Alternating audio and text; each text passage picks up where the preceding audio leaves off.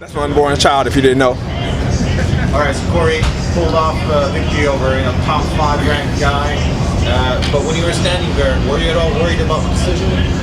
When they said all 3 calls unanimous, just because I felt I lost the first round. I will give Alir that. He definitely took it to me in the first round. He had a really good game plan. He caught me with my head going off the wrong way. So they said a winner about all 3 judges say the same thing. My heart just dropped. You know, I thought for sure I won the second and third. Oh, they said I won the first, second, and third. That was definitely a great feeling. Corey, you limped up over here. What's up with your leg, your foot? What's going on? That motherfucker kick hard. Excuse my language, mama. I forgot every time I cuss, my mom get mad at me. But yeah, he kicks hard. You know, those leg kicks, and he wasn't kicking in the leg. Like, no, he's doing those calf kicks you hear about. And that was my first time ever getting calf kicked, and I don't want to get calf kicked again. Put it that way. Dominic said in the commentary, after you took 2 of those, he said, if he takes 1 more, I don't think he can move his leg. Did you feel like you were just maybe 1 good kick away from like... If you saw my fight with Gian Vellante, you would have saw I took 31 leg kicks and kept going all the way till I got knocked out with 45 seconds left. I'm the type of, no matter if I'm hurt, you're going to have to kill me. I'm not going to stop for an injury. You know, I would have faked it till I made it. And, you know, if he would have got me, that would have been it. But it wouldn't have been because of my leg. He would have never knew I was hurt from that. And he hit you with some bombs. I mean, he knocked out your mouth guard, it looks like, as well. I mean, were any of those shots that, you know, made you see stars for one? The uppercut when he knocked my mouthpiece out, he did catch me.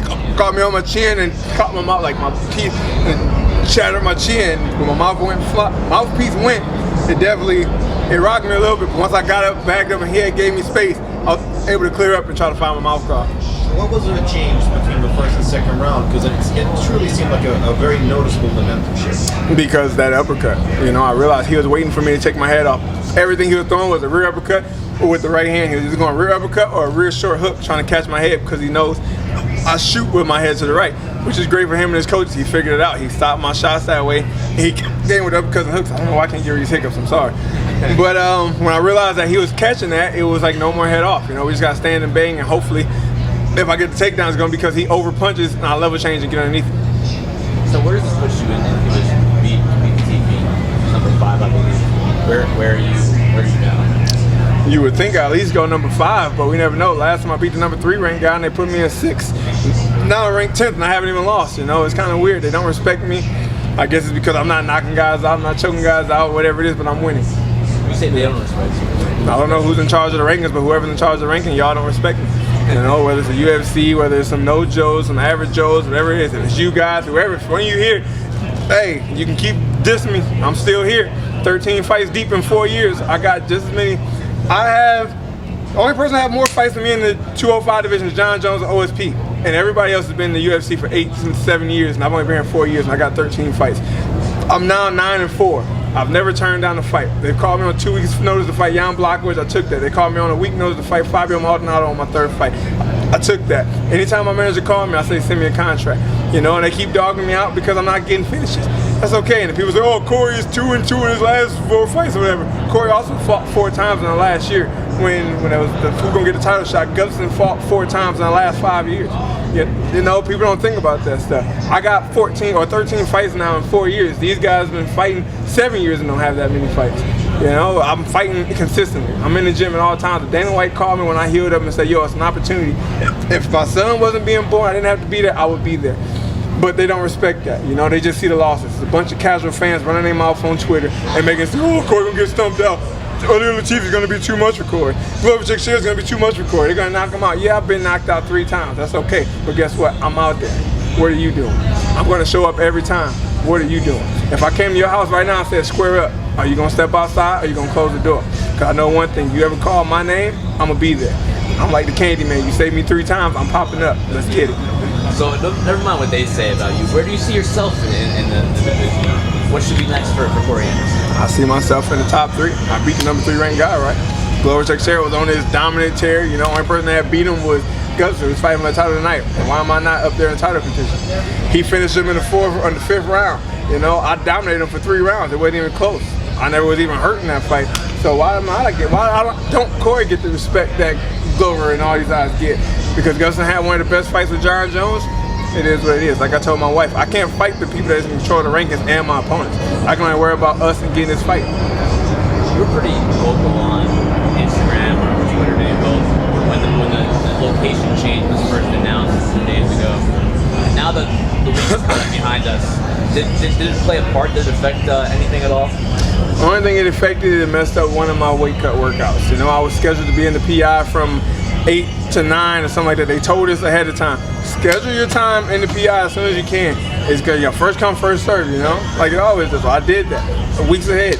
Well, it's time for me to go. I get a call from the PI saying, Corey John Jones just called and said he want to come in at 8:30, so you're not allowed in the building. What kind of bullshit is that? We're all UFC fighters, right? Well, you can come in, you can work in the cardio room, but you can't go upstairs.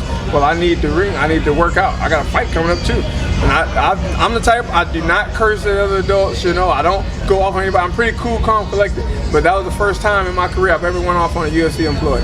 And my wife was very upset with me, but that's okay. It bothered me that they treated me like that, you know? Because you had an appointment already. Yes, I did everything like we're supposed to. Weigh-in, they say first come, first serve. I got down there. I'm on my way to the scale. John Jones is coming in the building. Guess what? Who was on the scale first? John Jones. How does that work? First come, first serve. I don't like the fact, like I said, we're all equal. We put our pants on the same way. I put my pants on the same way as you. Only thing different between me and you is I'm a fighter, you're a reporter. We made the same way. You know, my heart might be a little different, your mind might be smarter. But I don't like the fact that people put one person on the pedestal.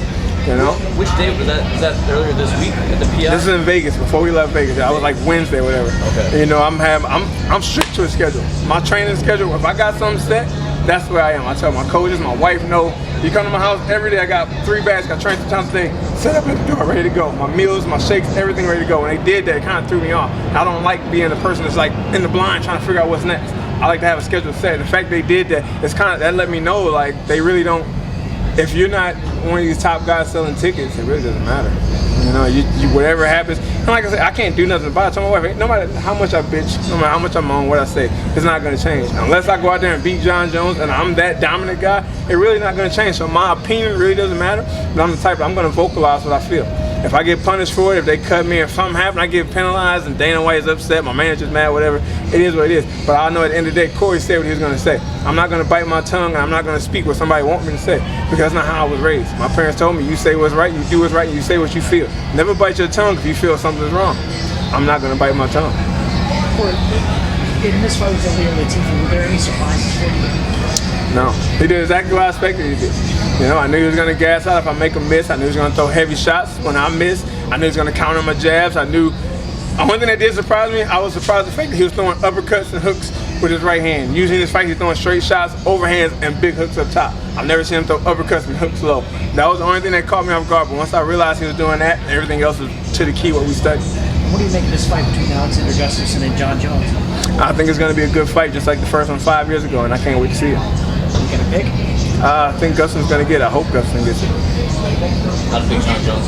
I mean, I told the other people, growing up, my brother loved John Jones. You know, John Jones, the man, this. Look at the way he elbows. Before I even wanted to be a fighter. I never wanted to be a fighter in the first place.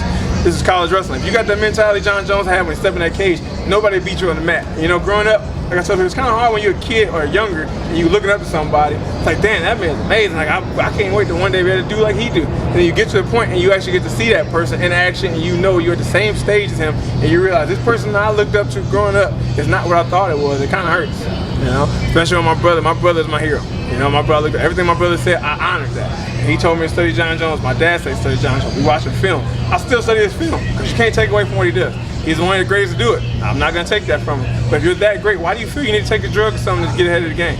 If you're that good, let's see what you got naturally. Can we see if you got it? You know, we'll never know how good he is because every time now this is size around, something pops up. And they'll try to say, oh, it wasn't from this fight. I don't believe it. It is what it is. There was some controversy on the first fight. Who'd you think won the first fight? Oh, with them, to be honest, I didn't even get to watch the whole fight. I never watched it straight through. But when you watch the highlights and whatnot, I do feel Gustafsson won it. You know, I watched it, but I never sat there like fully locked in, studying, taking notes like I do in my fights. You know, I take notes and I could go back and count punches and kicks, this and this. I never really got to do that with that fight. It was just so intense. I'm always into it, but I had to go back and count punches and stuff to say. You were saying something about my brother. Final question, Corey. Well, final question. Who else got something? Okay, we're good. Thank you very much. Thank you, guys.